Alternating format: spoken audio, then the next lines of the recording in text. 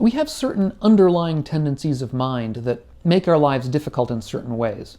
In today's video, I want to look at some of them from the viewpoint of early Buddhism. I'm Doug Smith of the Online Dharma Institute. That's onlinedharma.org, where you can find videos, courses about early Buddhism, the early Buddhist Dharma. If you're new to this channel and interested in living a wiser and a kinder and a calmer life, consider subscribing to the channel and click the bell down below if you want to receive notifications when I come out with new videos. So what are these underlying tendencies of the mind? The Pali word is anusayas, that we find in early Buddhism. Well, before I get to them, there are various lists in various places, or at least a few. You find a few here and a few there, and we'll discuss some of that in a moment. But first of all, I do want to get down to the main issue here, which is that in early Buddhism, there's this notion that in what we might term our subconscious mind, a part of the mind that we're not immediately aware of, there are a number of these tendencies that we have that are unskillful, that tend to recur over and over again. So if we look at the character of the mind, the character of our mind, we're going to find these kinds of unskillful tendencies. It's not so much that the mind is inherently pure or bright, as we'll find in some later contexts of Buddhism, but rather, again, from an early Buddhist perspective, that the mind is inherently problematic in certain ways, that it's got aspects of it that are inherently unskillful for us, that will pull us in directions that make our lives more difficult and the lives of people around us more difficult. And from one way of looking at things, they're what we're trying to eradicate when we're trying to attain nirvana, or at the very least we should say we're trying to limit their impact upon us as we're trying to advance along the path. Now, as I say, there are a number of different lists of these, and they're enumerated in slightly different ways in different places, but perhaps the most famous enumerated list is of 7 of them.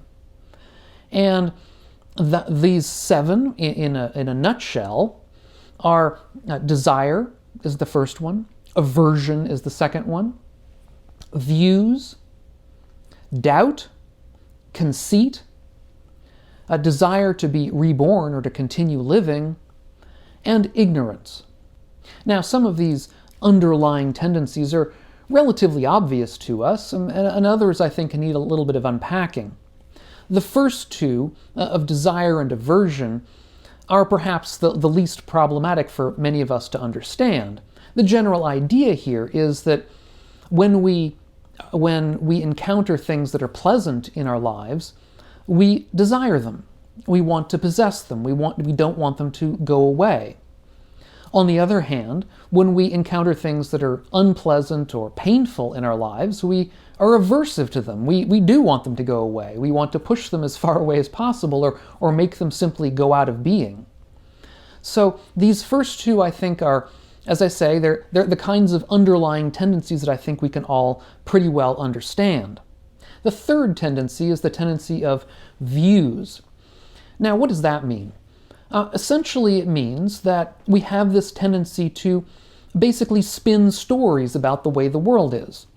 When we encounter certain kinds of experiences, the experiences we see around us all the time, our minds are very good at spinning stories of views about that, about why something is such and so, or how it shouldn't be this way, or why this is better than that, all kinds of structural ways of interpreting the world. And having spun up a view, having created a story about why things are such and so, we then tend to identify ourselves with that story. We cling to it. We think of it as my way of understanding the world. And what this results in is that if somebody disagrees with us, as they inevitably will, somebody will have their own story, their own view. When they disagree with us, we take it personally. We get into arguments, we get into disputes. So this tendency of views, this underlying tendency that we have to views, is more than simply one of just being able to come up with them, but it's of coming up with them and attaching ourselves to them. The fourth underlying tendency is the underlying tendency of doubt. And here, what this means is that we have a natural tendency to be skeptical of things. Now, as we'll discuss in a moment, this isn't necessarily bad, but it can be. And how it can be bad is that it can get in our way of progress. If we're continually being skeptical of absolutely everything, we're not really able to progress with any particular path of life, because we'll always be pulling ourselves up short and not willing to make the effort necessary. Effort requires a certain amount of confidence in what we're doing. Confidence is undercut by doubt. And in circumstances where confidence is useful, doubt can be a real hindrance. The fifth tendency is known as conceit. Now, what does this mean? Conceit in early Buddhism has quite a varied meaning. It doesn't simply mean thinking that we're better than others. It means any kind of comparison, a comparing mind of ourselves to other people. So it's a kind of conceit to have pride and think that we're better than other people, an egoistic sort of puffed up pride. But it's also conceit to think of ourselves as worse than other people. That is to say, to be caught up in a kind of despair, thinking, oh, I'm terrible and everyone else is better than me. That's also conceit. And it's even conceit to think of ourselves as equal to others. That is to compare ourselves to others and sit in a kind of complacency, thinking, well, we're all just the same anyway, aren't we, kind of thing. All of these require us to think of ourselves and the selves of others as fixed and unchanging, as inherently a certain way. If we think of ourselves as better, we're thinking of ourselves as sort of inherently better than other people, that there's a sort of an unchanging nature to ourselves, or at least one that we can cling to, that is always going to be better in every way, or at least in specific ways. And the Buddha thinks of these as being unskillful. It's unskillful to be comparing ourselves in these ways to other people. The sixth underlying tendency is the underlying tendency which is a desire for rebirth. That we don't want to die forever. We don't want to go out of existence. We want to remain in existence, alive, in some sense, forever. We want eternal life, if you like. And this also can be an unskillful kind of tendency, because it can rule our lives in lots of ways. We can fear death in a way that really isn't going to be to our benefit in the long term, because after all, death is going to be something we really have to face eventually. Now, it's important to stress that all of these first six that I've talked about have both skillful and unskillful parts to them. That is to say, if we're talking about, let's say, the first couple of desire and aversion, the Buddha himself wanted to remain in very calm abidings of meditation. He preferred those. And he also didn't particularly like loud noises. He didn't like people chattering around him. Doubt can be useful to us if we're faced with things that are not credible. Certainly doubt has its place. Even conceit is spoken of in a couple of early texts as being useful to us in certain limited circumstances.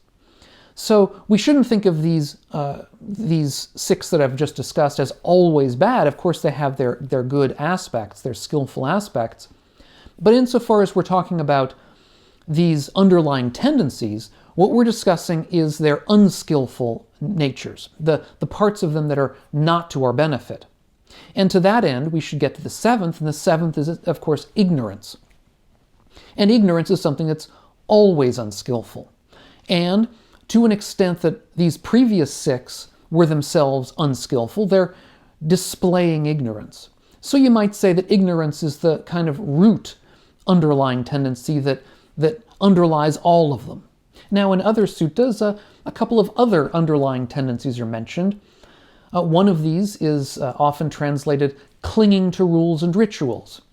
That is to say, we may have the tendency to believe, to assume that we can become enlightened simply by following certain kinds of rituals, performing certain ritual kind of observances, or following certain kinds of rules, such as always behaving ethically. That simply by behaving a certain way will be enough for us to become enlightened. That's called clinging to rules and rituals. It's something that we have this tendency of feeling in ourselves, but something that we have to overcome because eventually it is itself unskillful. It's a form of ignorance. And the last one of these underlying tendencies goes by a number of different names. It's called identity view or personality view, depending on the translation, or the tendency to the view and conceit I am, the I am. This is a number of different ways of describing a particular underlying tendency we have to see the world in terms of a self, in terms of, in particular, a permanent, unchanging core to who we are. This kind of underlying tendency, I think we see around us all the time in ourselves and others. And you'll often see it in the comment sections on videos about non-self. People displaying this underlying tendency to this view and conceit, I am. And indeed, in some sections, some religious views and other views, it's generally even identified with this idea of the conscious mind, that consciousness is the I am underneath everything. And this, the Buddha says, is something that is, again, another underlying tendency that's grounded in ignorance that we have to be able to overcome.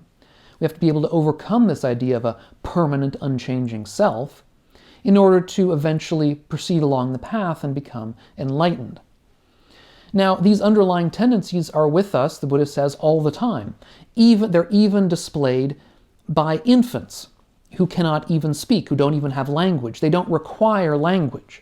They don't require concepts in any kind of formalized sense. They're simply tendencies of the mind. And this fact that these tendencies are with us throughout our entire lives raises questions. It raises, for example, one question related to a later kind of practice. This practice we see in some Zen communities, for example, which is called beginner's mind. The idea being that it's best practice, it's good practice to begin with, or to sit down to meditation with this open mind of the beginner. And that raises a question, how we do that in ways that are not beset by these underlying tendencies that are with us even as infants.